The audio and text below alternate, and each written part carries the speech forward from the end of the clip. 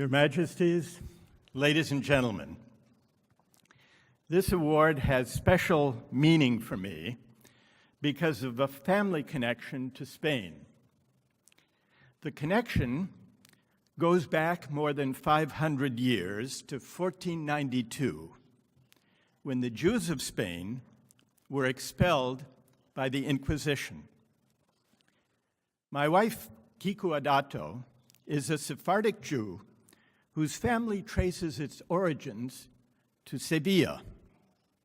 After the expulsion, her family found its way to Istanbul, and her father, Alberto Adato, immigrated from there as a young boy to the United States. His native language was Ladino, the Judeo-Spanish language written with Hebrew characters. Kiku grew up singing Ladino songs, all of them very romantic. So strong was the family's Sephardic heritage that in 1992, the 500th anniversary of the expulsion, Alberto brought his entire family, children and grandchildren, to Sevilla to renew their bonds with Spain. In 2015, 9 years after Alberto died, Spain enacted a law offering citizenship to Sephardic Jews who could demonstrate their link to those who were expelled in 1492. My wife Kiku, her brother Richard, and our two sons, Adam and Aaron, are in the process of applying. It is not an easy process, but if all goes well, they will become Spanish citizens. In doing so, they will be participants in Spain's project of memory and reconciliation. The Princess of Asturias Foundation has been an important contributor to this project because in 1990, it conferred the Prince of Asturias Award for Concord on the Sephardic communities around the world. So this history and personal connection make this award especially meaningful. It also brings to mind another connection to Spain because it was here that I began my journey as a political philosopher. In 1975, I began my graduate studies at Oxford in the UK. But it's cold and rainy there, and so a friend and I traveled to the south of Spain for a vacation of reading and writing. This was in December of 1975, shortly after the death of Franco, as King Juan Carlos was preparing Spain's transition to democracy.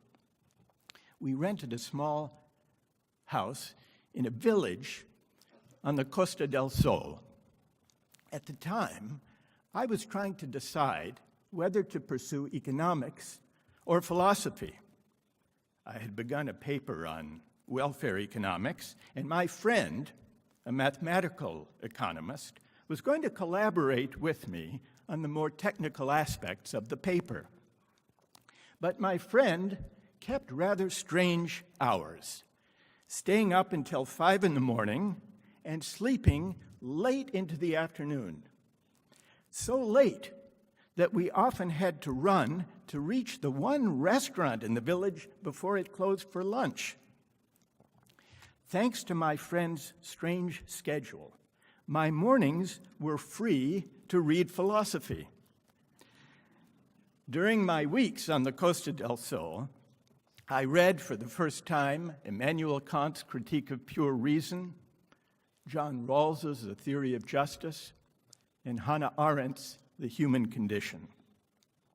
As I struggled to make sense of these books, I realized that the questions they asked about justice, morality, and the good life, these questions were deeper and more challenging than even the most sophisticated economic models could address. I became seduced by philosophy and still haven't recovered. But even as I began to teach and write about philosophy, I wanted to connect philosophy to the world. What attracted me to philosophy was not its abstraction, but its inescapability and the light it sheds on our everyday lives.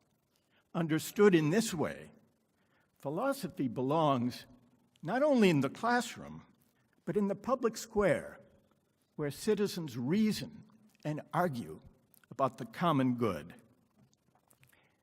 Everywhere I travel, I find a great hunger for public debate about questions that matter, questions about justice, about equality and inequality, about history and memory, about community and belonging.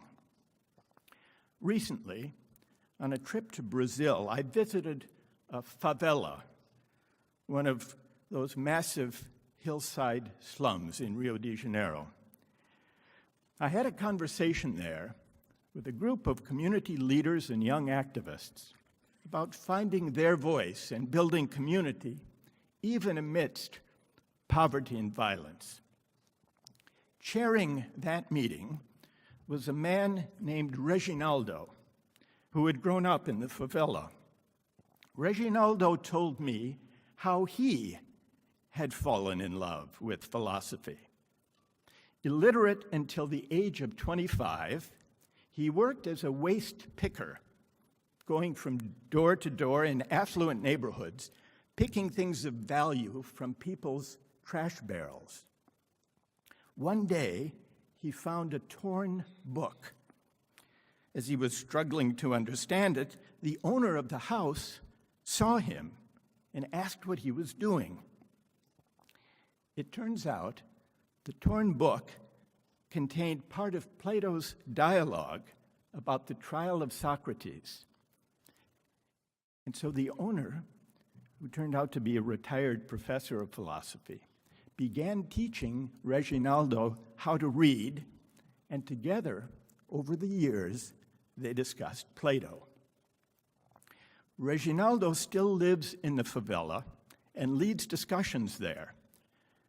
I believe that he and I are both engaged in the same project, the project Socrates began, inviting citizens, whatever their backgrounds or social circumstances, to ask hard questions about how we should live together.